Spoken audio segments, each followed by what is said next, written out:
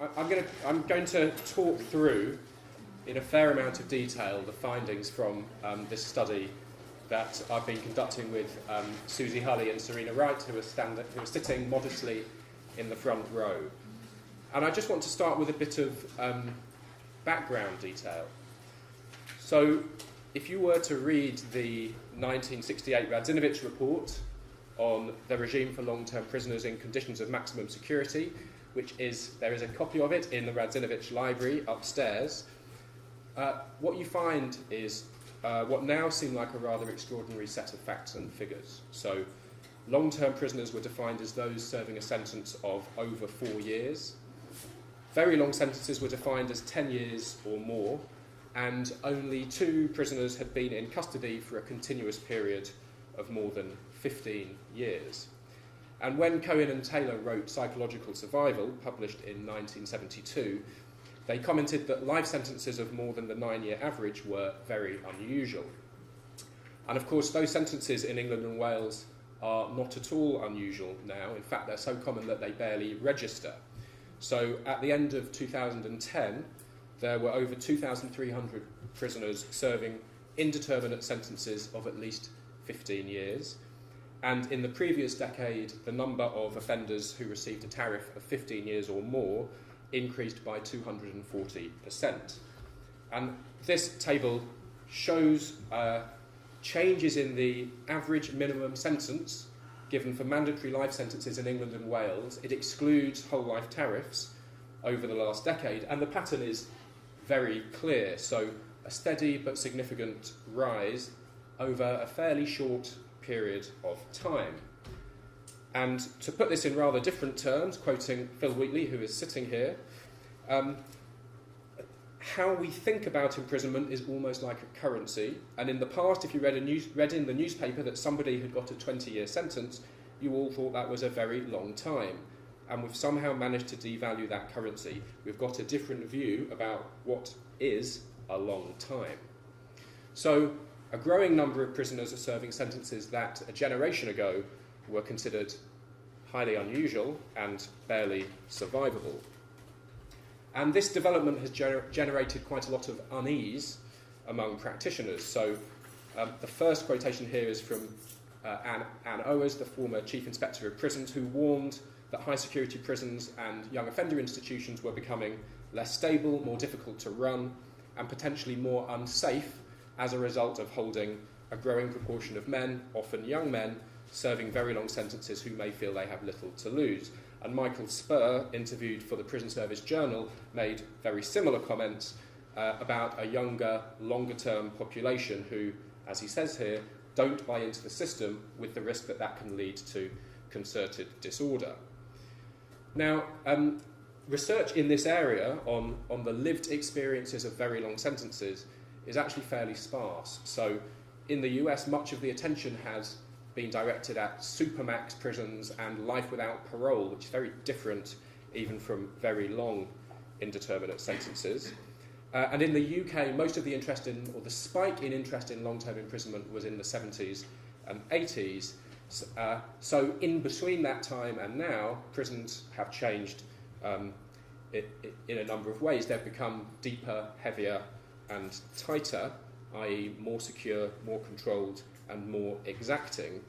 But we have very little understanding of what it's like to serve these kinds of sentences. I'm very pleased to see Marguerite Schinkel here, who's undertaken research in Scotland in this area and whose book is sitting on my desk upstairs.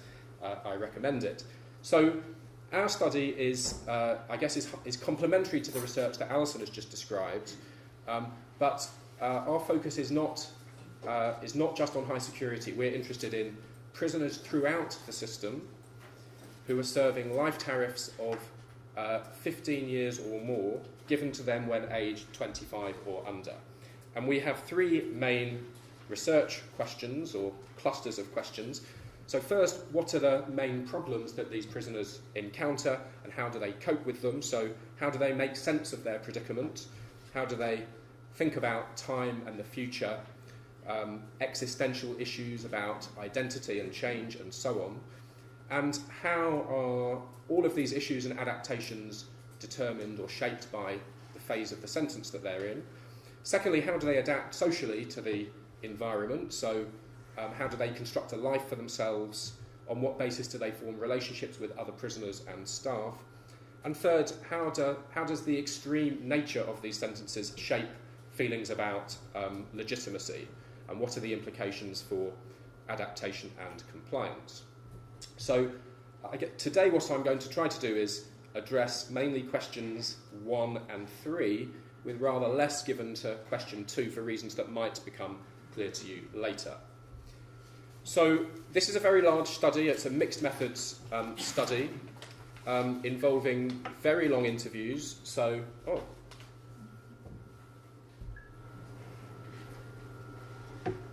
Involving very long interviews, normally between about 4 and 6 hours, with 125 prisoners. So that's around an eighth of the population that we're interested in.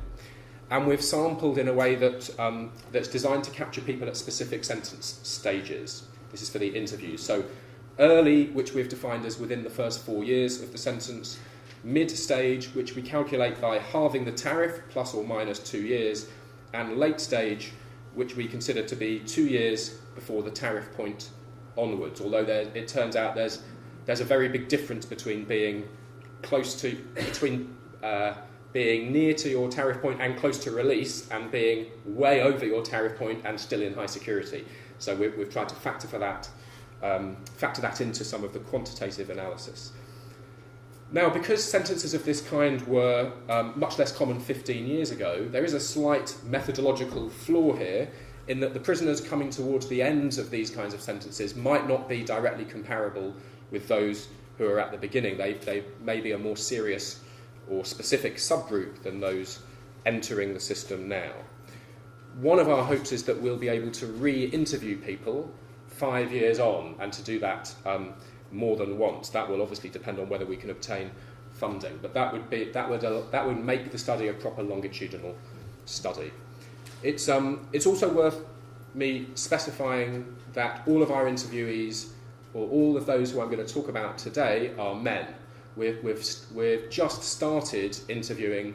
There are 27 women in England and Wales who meet our criteria, and we've just begun to interview them, but I'm not going to talk about them today.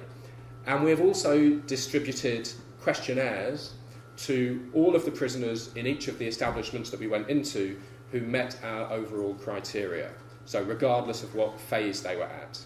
And we have 294 surveys. That's well over a third of the population that we're interested in. And this just shows where we've undertaken the field work. So 15 establishments overall, ranging from young offender institutions to open prisons via 2 high security establishments, Whitemoor and Wakefield. And we've tried to sample in a way that reflects the number of prisoners in each of our categories, and also the places they are within the system. So there is a logic here. We've slightly oversampled early stage prisoners. That's partly to maximise the number of people who we can follow all the way through the sentence, and it's also because there's going to be a build-up of these prisoners because of changes in sentencing. So I'm just going to start by by addressing the first of our research questions, by explaining the survey that we've administered. And it builds on a research tool developed by Barry Richards in a 1978 study of long-term prisoners in the UK that was also used subsequently by Timothy Flanagan in the US. He was seeking to compare the US and the UK in 1980. This is our dangerously smug slide, because as you'll see, one of the things it emphasises is that our study... Oh, I can't see my own slides now. Julia, could you ask Matt if he can bring this back up? Thank you. What you're seeing here is that our study is more ambitious in scope and size than Richards and Flanagan. So more prisons, a greater range of establishments, and a much larger sample.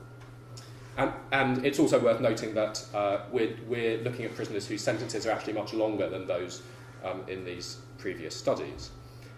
And we're building on these problem statements that Richards devised to evaluate the problems that long-term prisoners were encountering. So these are the 20 original statements, and we've adopted these with a few minor linguistic amendments, but then supplemented them with a range of problem statements which we developed after spending a few weeks in our first research site, which was Gartree. So these, you don't need to read them all now, are our additional items or problem statements. And you'll see, I've highlighted them in red, that many of the problem statements that we have added, like feeling frustrated that you're not progressing through the system, worrying about how you're described on file, these are designed to tap into changes in sentence conditions and systems of assessment and release. So I just want to briefly report on the survey findings. Thank you, Matt. Not quite sure what button I pressed. Thank you.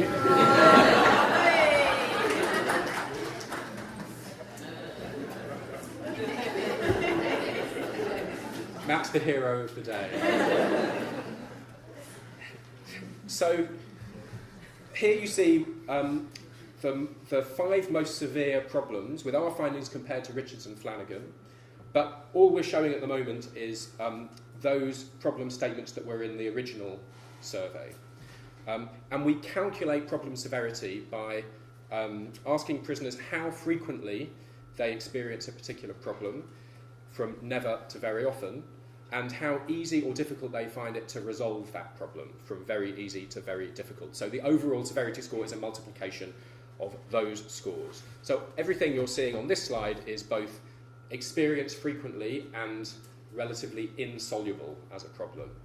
So one of the things that's striking here, I think, is the consistency between our findings and those in these studies conducted a very long time ago in very different places. And I've highlighted the 4 problems that come up in all 3 of these studies. This shows our results, but including the additional problem statements that we used. And it's clear the pattern remains fairly similar. These are concerns about significant others, and about the sense of life being lost and wasted. These are not internal psychological or emotional problems, and we find them here if we look at the, for want of a better phrase, the least severe problems. Again, this is just showing the original problem statement, lots of consistency again, feeling suicidal, feeling angry with the world, feeling sorry for yourself. These are problems of emotion management. So at first glance, it looks like these issues are relatively unimportant to our sample compared to other concerns, and we also see very little evidence of self-pity. This shows the results when we add in our additional items, that the themes don't change a great deal. So Richards and Flanagan's interpretation of these results was that long-term imprisonment was not experienced as a fundamental threat to psychological integrity or mental health. That's not our reading, partly because we discovered halfway through our research that almost 1 in 5 prisoners who meet our criteria are no longer prisoners. They've been sectioned and are now in the secure hospital estate. So one of the limitations of our study is that we're systematically excluding those people who might be experiencing these things as particularly problematic. And in the next phase of the research, again, if we secure funding, we're hoping to go into secure hospitals and interview people that have moved from the prison system into the secure psychiatric estate. This just shows the problems organised into dimensions. These dimensions have high reliability, and the patterns are easier to identify when shown this way, I think. So the problems experienced as most severe relate to time. So these are the items: feeling that the length of your sentence is unfair, thinking about the amount of time that you might have to serve, and feeling that you're losing the best years of your life. Outside relationships includes items like worrying about people outside, feeling that you're losing contact with friends and family, and being afraid that someone who you love or care about will die before you're released. And deprivations include things like missing little luxuries, missing social life, feeling sexually frustrated, and so on. A couple of specific things to note. Thinking about the crime that you committed is a standalone problem. This only includes those prisoners who did not say that they considered themselves not guilty of the offence for which they've been convicted, and I'll come back to that soon because it's an important theme. Next, if we look here at the autonomy control dimension, I think it's interesting to note that having to follow other people's rules and orders was by some way the most severe problem in this area.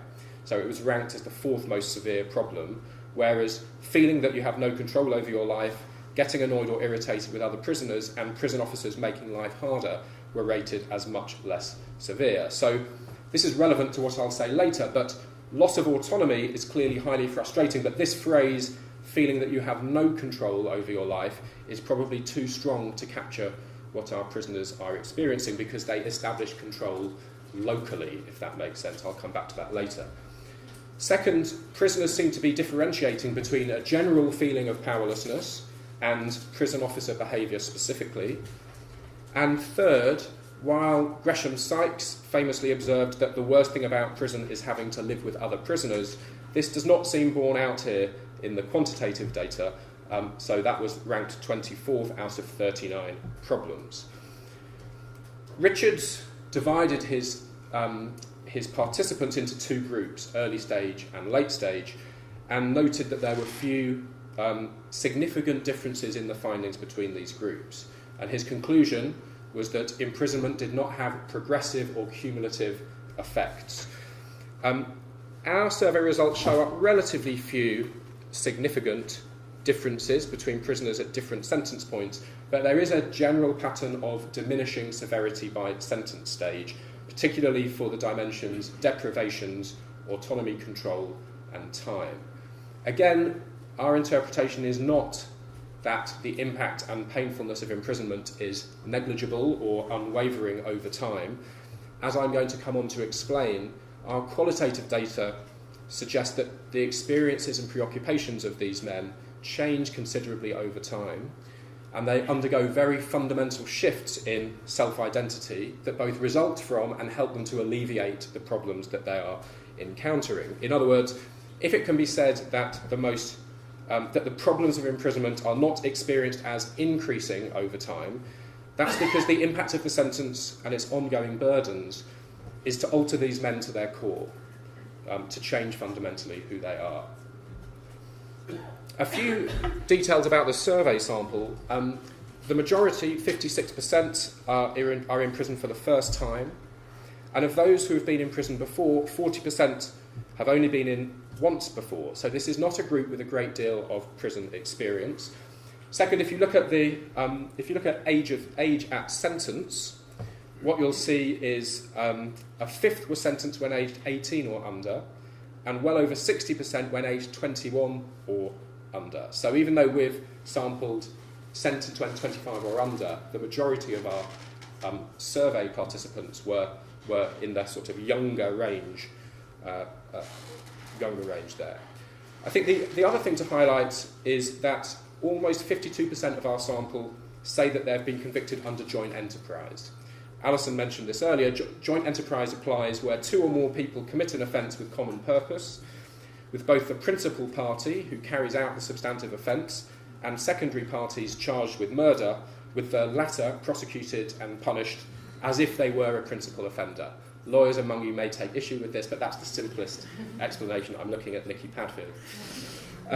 The fact that 59% of our sample do not consider themselves guilty of the offence for which they've been sentenced, and 41% are currently appealing, either their conviction, their sentence, or both, is linked to the preponderance of joint enterprise charges among our sample. And I'm going to talk about that as a way of talking about legitimacy. We didn't set out to look at joint enterprise convictions specifically, but it came up both in the survey data and in our interviews for reasons that Alison has already mentioned. Of the 52% of our survey sample who had been convicted under joint enterprise, 28% reported that they'd been convicted as the principal offender, 39% as the secondary offender. More interestingly, a third said they didn't know. They didn't know whether they'd been convicted as the principal or secondary offender. And in interviews, what came through very clearly was pervasive confusion about this area of law. how it worked, and the legal processes that related to it. So this means a very large number of interviewees describe being completely bewildered by the court process. So to quote from this first extract, it becomes so complex, so complicated for the jury to understand, for you as a defendant to understand. When I was in court, I didn't really understand what was going on at all. I just sat there and just watched things fall apart, watched my life fall apart. I want to comment briefly too on the ethnic breakdown of those convicted under joint enterprise. Among those in our sample convicted under joint enterprise, white and Asian or Asian British prisoners are underrepresented. Black and Black British and mixed race prisoners are considerably overrepresented compared to the general prison population, and of course compared to the population in the community. So 38% are white compared to 72% in the general male prison population, while 37% are black or black British compared to 12% in the general prison population. Similarly, over 3 times more mixed-race prisoners are in our sample of prisoners convicted under joint enterprise than in the general prison population. Of those convicted under joint enterprise, almost 3/4 said that they did not consider themselves guilty of the offence for which they'd been convicted, and 50% were currently appealing in some form. Even among those who had not been convicted under joint enterprise, 43% did not consider themselves guilty of the offence for which they're being convicted, and almost 1/3 were appealing in some way. So these figures too are very high. The reason I've said didn't consider themselves guilty of the offence for which they're being convicted is that what many of our interviewees said was that they were culpable of something, but they couldn't accept that they were culpable of murder. Of course, some simply felt that their sentence length was illegitimate, regardless of their culpability, but more often they said they held their hands up to some sort of legal guilt, but couldn't reconcile it with the label of being a murderer or the sentence length that were attached to it. So in these quotations we get a sense of this bewilderment, not just about the disproportionate nature of the punishment, but the moral stigma of being a murderer. I think it's worth recalling Sparks et al.'s observation that 3 decades ago in high security prisons, few offenders, they said, disputed the legitimacy of their sentence length.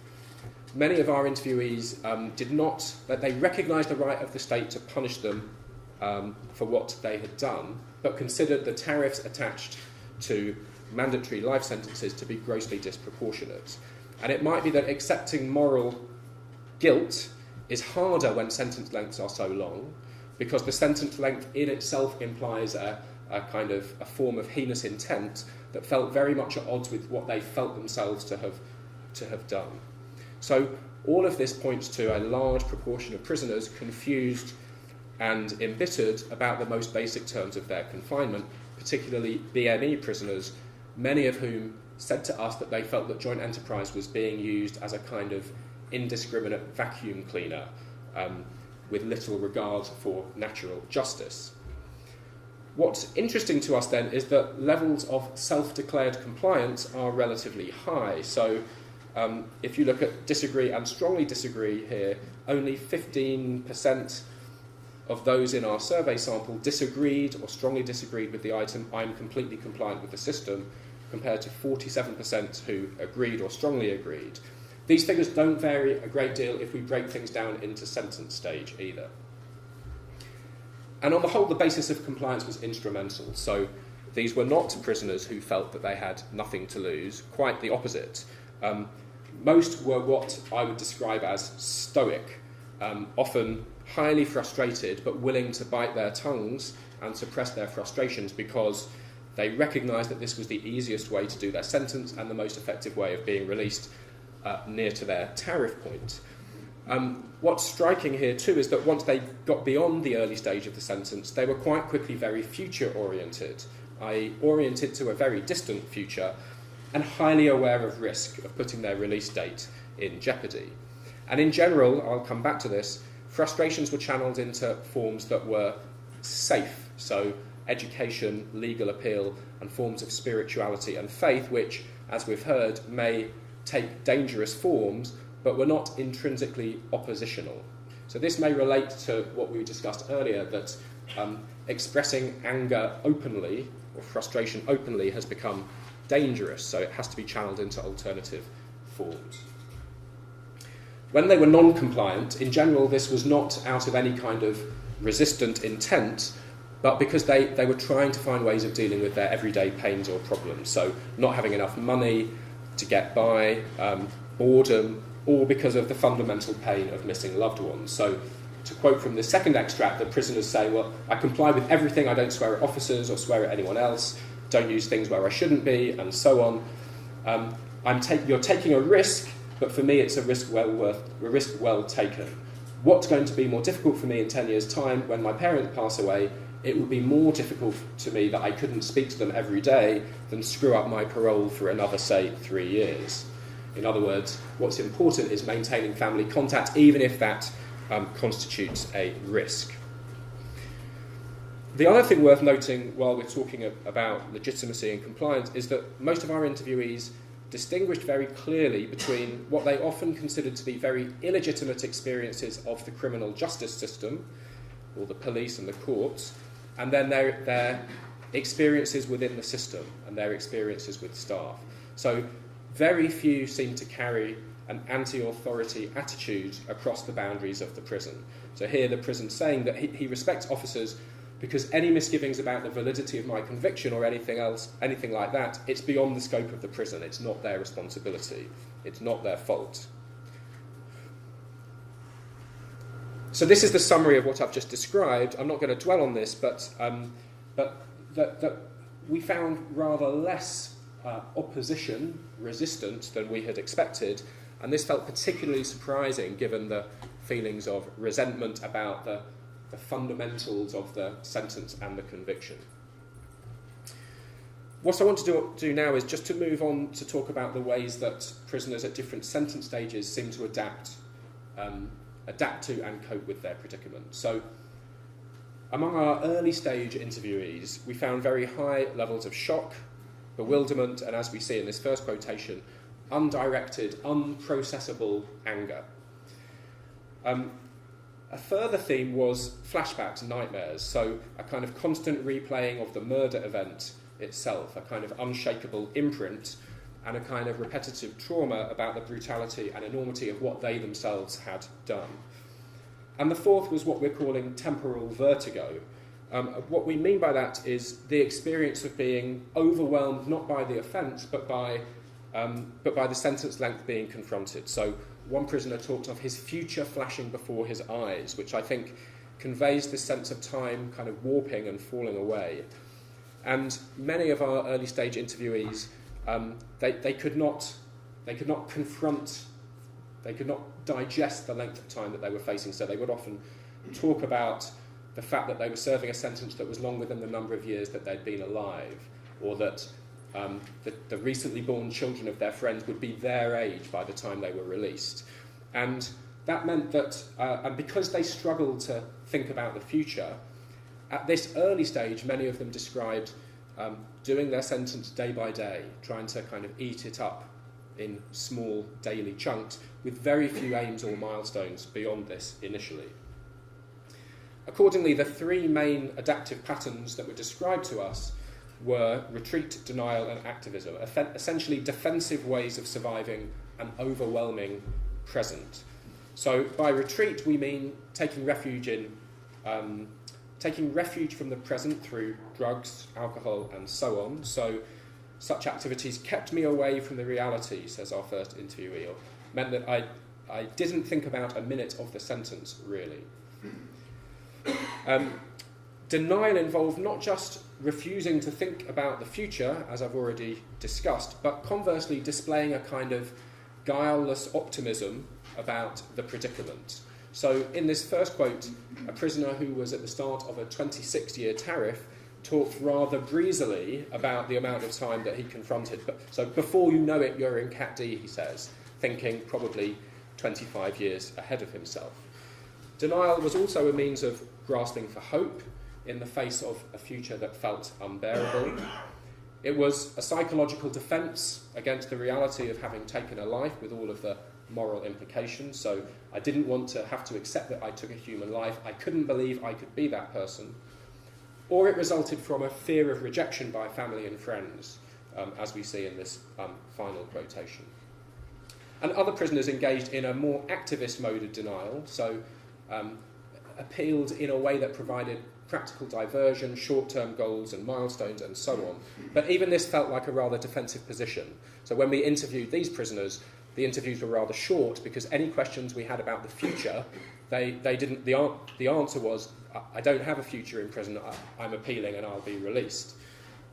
It felt like this was another form of denial. So, looking back on their sentences, mid-stage and late-stage interviewees reflected that shutting out the realities of their situation became progressively harder because friends fell away, appeals failed, the outside world faded from memory. So, as stated in this quote here, the prison becomes your world. And what followed was a period of transition whose broad patterns I want to focus on for what remains today.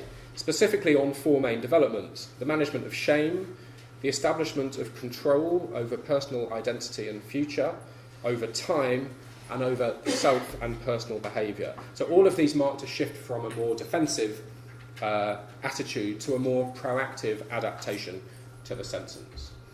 So for those prisoners who weren't disputing their conviction, coming to terms with the sentence was described as a psychological necessity, and something that happened relatively quickly. So this prisoner says, coming to terms with your sentence, you do that pretty early. It's something that you have to do. You can't be sitting there feeling sorry for yourself. That would just eat you away. And as suggested in this second quotation, dealing psychologically with the offence itself was described as a more difficult process, which occurred at a later point when prisoners were wrestling with feelings of shame. And I'm going to talk about shame a fair amount. You'll see here that the majority of our mid-stage and late-stage interviewees, their narratives were saturated with these themes of remorse, self-disgust, and with meditations on self and ethics. And our survey data bears this out. So among those who were not contesting their guilt, thinking about the crime that I committed was ranked as the fifth most severe problem, whereas feeling that the length of your sentence is unfair was much less severe. It was ranked 30th. And thinking about the crime was a more significant problem for mid-stage interviewees than people at any other phase. As suggested here, mid-stage prisoners often looked back on their behaviour earlier in the sentence and described it as a means of distracting themselves, not so much from their predicament, but from their feelings of shame. So this prisoner says, I think you know at the start that what you've done is wrong. Part of you wants to make up for that as well by doing something else. It makes you feel better by being in a group. A lot of times I wanted to forget about what I'd done because I didn't like what I'd done, the way I treated my family. I felt like I was an embarrassment and ashamed about it. The only way I could deal with that, for me personally, was to misbehave because it took my memory off it. So dealing with these feelings was a key part of moving on. So whereas denial is about keeping some aspect of the experience out of conscious awareness, what prisoners were describing was a form of cognitive completion. So something that allowed them to resolve their feelings about the past and forge new meaning in their lives. And note, if you look at the last couple of lines, this comment, you're not fighting against the system, really, you're just fighting against yourself when you have these feelings of shame. So that too might explain some of our findings about the relatively high levels of stated compliance. So what our prisoners described was a kind of personal audit. John Irwin called this a moral self-inventory. Sometimes a review of the sentence itself, behaviour on the sentence, rather than behaviour prior to it. A kind of reflection on the present and an evaluation of the self moving forward, rather than an attempt to disavow the past. And it's worth comparing these processes to what's reported in the existing literature on long-term imprisonment, which emphasises the ways that prisoners often try to keep alive their respectable self prior to the sentence, and also comparing with the desistance literature, which emphasises the knifing off of a sort of disrespectful identity and its replacement with a more moral me. What we found was slightly different. Little sense of the past being maintained or revived, and only a partial sense of it being discarded. This is partly because our prisoners had entered the system when young. They had relatively little to cling to or build on in terms of achievements, identity and status prior to incarceration. Many of them felt that their lives had barely begun. So what they had lost was not who they had been, but a kind of potential future, the possible self that they thought they would become, with all of the anticipated relationships and achievements that went with it. And the focus of their shame was not their prior identity. It wasn't a long history of crime or drug addiction, as described in some of the desistance literature, so much as a particular act. So what they were trying to do was to forge a new present almost from scratch. And often this was described as a kind of awakening or self-discovery, so taking control of the self and the future. So to quote from the third extract here, this is a late-stage prisoner looking back at the mid-phase of his sentence, saying, "I felt in control of my life. It was like I were writing in my own pages of my book now. It wasn't someone else writing them for me. From that point on, I was in control of where I went. I chose to be the better person.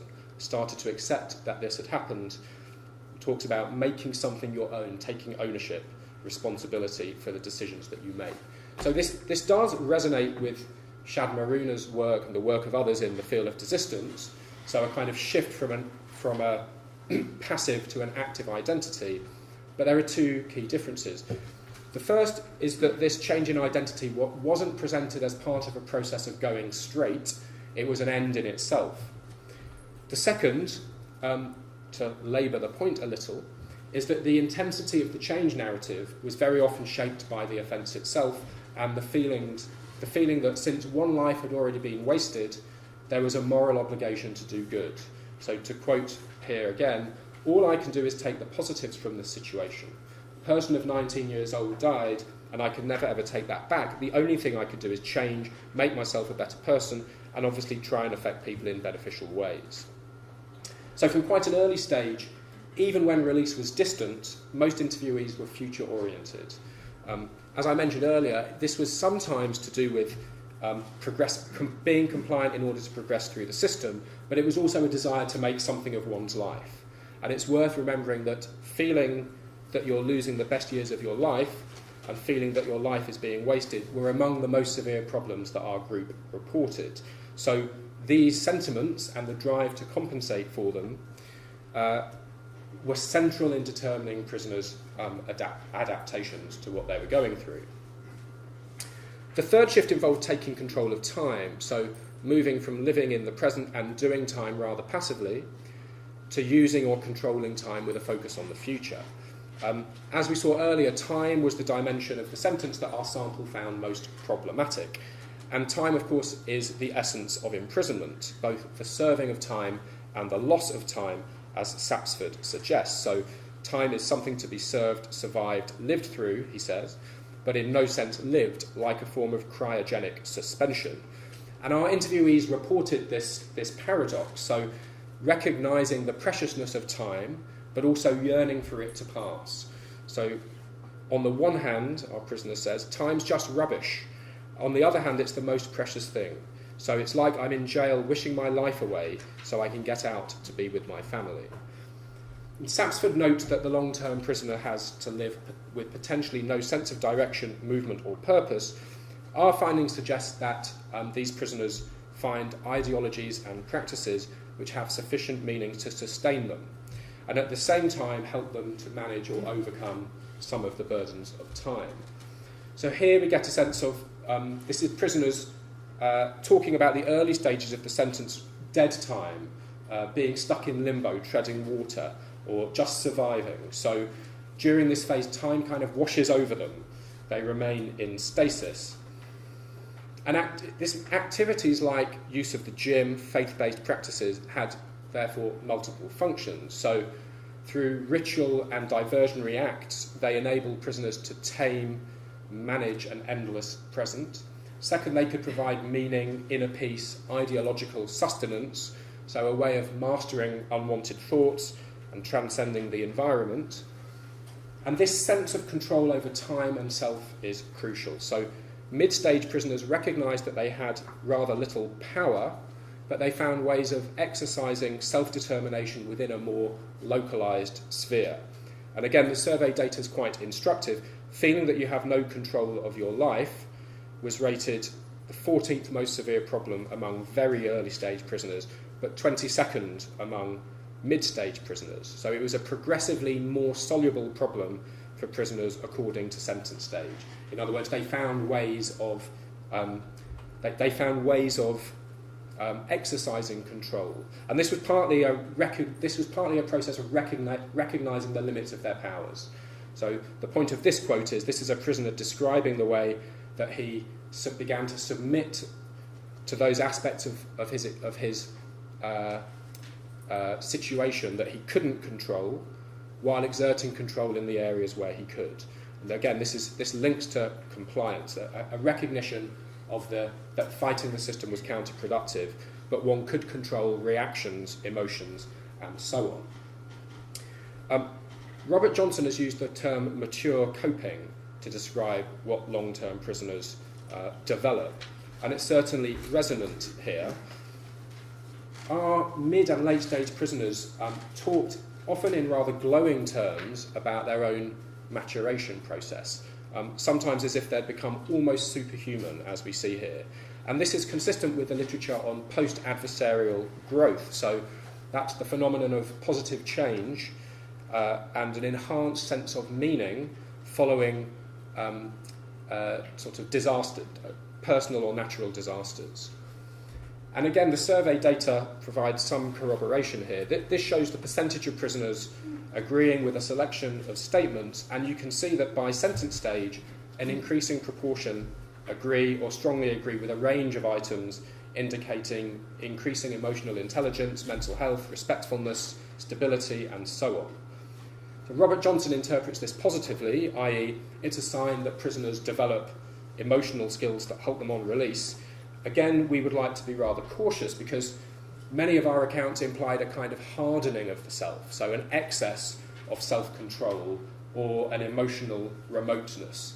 So you get a sense of that in these quotations here. In the second one, this ambivalence about a kind of positive statement about maturation followed by something much more ambivalent. So all the stuff I've had to deal with at such a young age, in such a short space of time, it can weather you down. I suppose that might make you feel a bit older. And we get the same sense of ambivalence in comments that recognised that maturity was contextual, that adapting to this particular environment was not the same as normal maturity. So these men recognised that they'd been deprived of normal adult milestones, marks of achievement, responsibilities, relationships, and so on. So their social maturity, in terms of social maturity, their lives were on pause. So in this first quote, the prisoner says, I've grown up, but I'm grown up prison way. Like, if I got out now, I'd still be 18. The mentality I've got, I'm still going to be feeling like I was 18, because all that time I've spent in jail, I've only grown up knowing jail things. So I'm wise as in jail wise, but I ain't adult wise. And others acknowledged their emotional maturity, what might be called relational blunting. Or, as in this third quote, they reflected that maturity had been thrust upon them. So they were more resilient because of what they'd endured, they were more able to compromise because of the demands of collective living, and they were more self-reliant because placing trust in others was hazardous. So I've had to mature intellectually and psychologically because I've had to learn how to cope with imprisonment. And maturity then seemed analogous with self-reliance, and our survey results again are interesting here. So this broken down by sentence stage, prisoners were progressively less loyal to their peers, less likely to get involved on behalf of a friend as time went on, and more respectful of prison officers, more likely to tell staff about another prisoner's business. So if we use the jargon of prison sociology, they became less prisonised, less committed to an inmate code as time went on. In terms of their social relationships, and this addresses our second research question very briefly, they developed friendships that were intimate but cautious. So they limited their loyalties deliberately to minimise any threat to progression and release. And here, we return to the literature, because what we're suggesting is consistent with what others have said, that forms of self-reliance that are positively adaptive for the environment may be maladaptive for the outside environment. 3 brief points to conclude. First then, in most sociological studies of imprisonment, issues of guilt and shame are written out of the analysis. That's for psychologists and lawyers, not for people like us. But in this study, those feelings of remorse and regret and the murder offence itself these are absolutely central to the ways in which our prisoners are adapting. Second, just to return to the slide I showed you fairly early on, many slides ago, some of the problems that showed up as among the most severe, so feelings of time draining away, life being wasted, diminished autonomy, these create the impetus for the transitions and adaptations that I've described.